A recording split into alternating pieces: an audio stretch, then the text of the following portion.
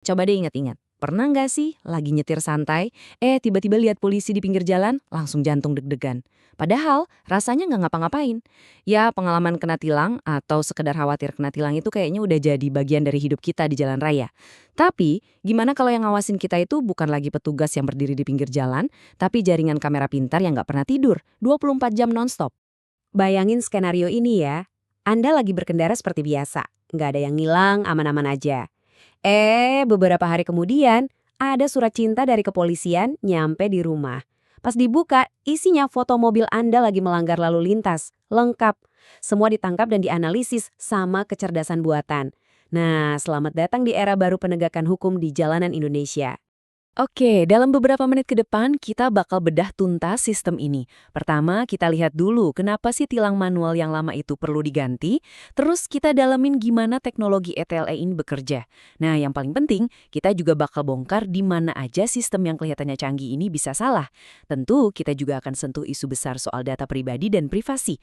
Dan terakhir, kita intip sedikit ke depannya teknologi pengawasan ini mau dibawa kemana lagi. Oke, kita flashback sedikit ya. Sebelum era digital ini, semua urusan tilang-menilang kan dilakukan langsung di lapangan sama petugas. Nah, proses yang kayak gini kita semua tahu, seringkali malah bikin masalah baru. Mulai dari yang nggak efisien, terus ada potensi damai di tempat, sampai ke praktek yang paling kita sebel, yaitu pungutan liar atau pungli. Nah, disinilah bedanya kelihatan jelas banget. Sistem manual yang pakai interaksi tatap muka itu membuka celah buat negosiasi, yang ujung-ujungnya bisa jadi pungli. Sementara ETLE ini dirancang buat memotong interaksi itu. Semuanya otomatis. Tujuannya biar lebih transparan dan aturannya berlaku sama buat semua orang. Ya, niatnya sih mulia, biar keadilan itu objektif. Nah, karena masalah-masalah tadi, muncullah solusinya. Electronic Traffic Law Enforcement, atau yang kita kenal dengan singkatan ETLE. Ini adalah jawaban canggih berbasis teknologi buat masalah klasik di jalanan kita. Jadi, gimana sih sebenarnya mesin pintar ini bekerja? Jadi, alurnya tuh begini. Pertama, kamera pintar di jalan menangkap basah sebuah pelanggaran. Terus, ada teknologi yang namanya Automatic Number Plate Recognition atau ANPR, yang tugasnya membaca plat nomor kendaraan Anda. Dari situ, data dicocokkan ke database buat cari tahu pemiliknya. Kalau sudah ketemu, surat konfirmasi langsung dikirim ke alamat terdaftar. Nah, Anda wajib konfirmasi, baru deh bayar denda. Kalau dilihat di atas kertas, kedengarannya sempurna, rapi, dan efisien banget kan? Tapi ya gitu, namanya juga teknologi. Apa yang kelihatan sempurna di teori, seringnya pas di lapangan beda cerita. Sistem ETLE ini, walaupun canggih, ternyata punya beberapa celah yang lumayan serius loh. Dan ternyata yang ragu itu bukan cuma masyarakat umum. Ada sebuah survei di kalangan polisi di Polda Banten tahun 2022 yang menunjukkan kalau mereka sendiri pun pandangannya terbelah. Walaupun mayoritas bilang sistemnya memadai, tapi ada sebagian yang merasa sistem ini kurang efektif. Salah satu alasannya ya karena peralatan yang terbatas. Terus di mana aja sih letak masalahnya? Pertama, teknologi kamera itu ada batasnya. Bayangin aja pas hujan deras di malam hari, plat nomor bisa jadi buram dan nggak kebaca. Kedua, dan ini yang paling sering jadi sumber komplain, datanya nggak cocok. Misalnya Anda udah jual mobil tapi si pembeli belum balik nama. Tahu-tahu surat tilang datang ke rumah Anda. Ini nih yang namanya beban pembuktian terbalik. Jadi malah Anda yang repot-repot membuktikan kalau itu bukan Anda. Ketiga, AI-nya bisa dikibulin sama plat nomor yang sengaja diubah, kotor, atau bahkan palsu. Dan yang paling krusial, database pemerintah yang seringnya nggak nyambung satu sama lain. Nah, kutipan ini ngerangkum masalahnya dengan pas banget. Sistem itu cuma tahu siapa nama pemilik yang tercatat di STNK.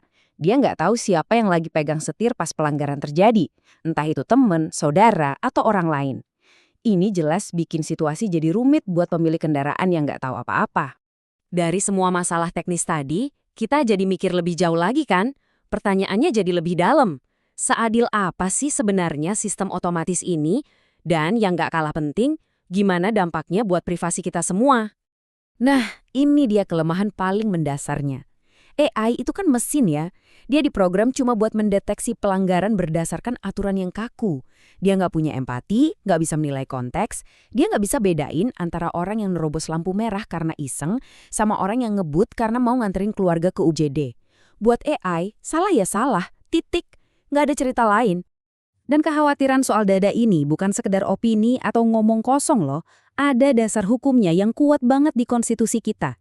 Pasal 28G Undang-Undang Dasar 1945 itu menjamin hak setiap warga negara atas privasi. Ini adalah hak yang sangat fundamental. Soalnya gini, dengan sistem ETLE ini, secara nggak langsung, pemerintah lagi membangun sebuah database raksasa yang isinya data pribadi kita semua. Foto wajah kita, plat nomor kendaraan, sampai jejak perjalanan kita. Menurut Undang-Undang Perlindungan Data Pribadi atau UU PDP, data-data ini sifatnya sangat sensitif. Kalau sampai database ini bocor atau disalahgunakan, wah, risikonya gede banget. Bisa buat penipuan, pencurian identitas, sampai pemerasan. Nah, dengan semua keterbatasan dan masalah tadi, apa pihak berwenang diam aja? Tentu enggak. Mereka terus-menerus mengembangkan teknologi ETLE ini, memperluas jangkauan pengawasannya ke level yang lebih canggih lagi. Kalau dulu kita cuma kenal ETL statis, kamera yang dipasang permanen di tiang lampu merah atau persimpangan, sekarang udah ada ETL mobile, jadi kameranya bisa jalan-jalan. Contohnya di Jawa Tengah, ada yang namanya Kopek, itu kamera portable yang bisa dibawa petugas. Di Jawa Timur ada Incar yang dipasang di mobil patroli. Ini jelas bikin pengawasan jadi jauh lebih dinamis dan makin susah ditebak. Tapi ternyata pengawasan ini nggak berhenti di darat aja. Yap, betul sekali. Korlantas Polri sekarang lagi uji coba ETLE drone. Drone ini sengaja dirancang buat terbang dan memantau titik-titik yang susah dijangkau kamera darat. Misalnya di atas jalan layang atau di tengah-tengah simpul kemacetan. Dan meskipun masih tahap uji coba, kabarnya sistemnya ini udah bisa bekerja secara penuh loh. Dari mulai nangkap gambar pelanggaran sampai ngirim notifikasi tilang secara otomatis. Semua ini akhirnya membawa kita ke sebuah pertanyaan penutup yang sangat penting.